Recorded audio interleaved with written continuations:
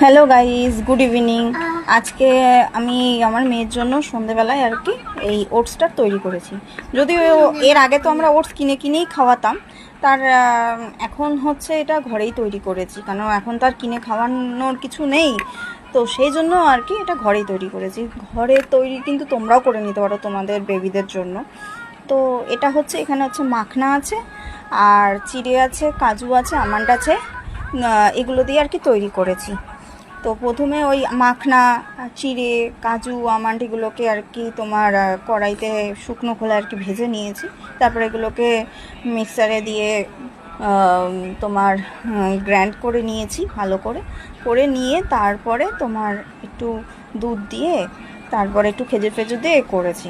তো ভাবছিলাম ফার্স্টে কী জানি ও খাবে কি খাবে না, একটু ডাউট ছিল, কারণ আমার মেয়ের আবার কী জানো তো প্রচুর প্যাকনা আছে, খেতে চায় না। তো সেখানে দেখলাম না, ও খাচ্ছে। তা ভাবলাম যে ও যখন খাচ্ছে, যেখানে ও এটা খাবো না ওটা খাবো না এরকম অনেক কিছু করতে থাকে, সেখানে এখন ও খাচ্ছে।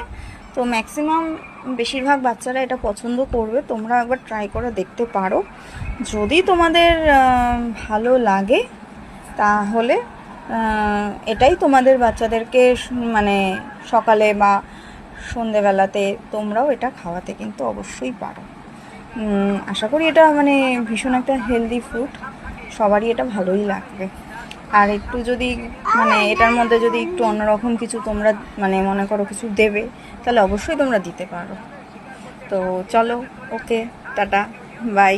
দেখো আরেকজনকে, ফোন দেখতে দেখতে কিন্তু খাবে, এমনি খাবে না, ফোন দেখতে দেখতে খাবে। তাও ঠিক আছে ভাই, চলো খেয়ে তো নাও, তাহলেই হবে।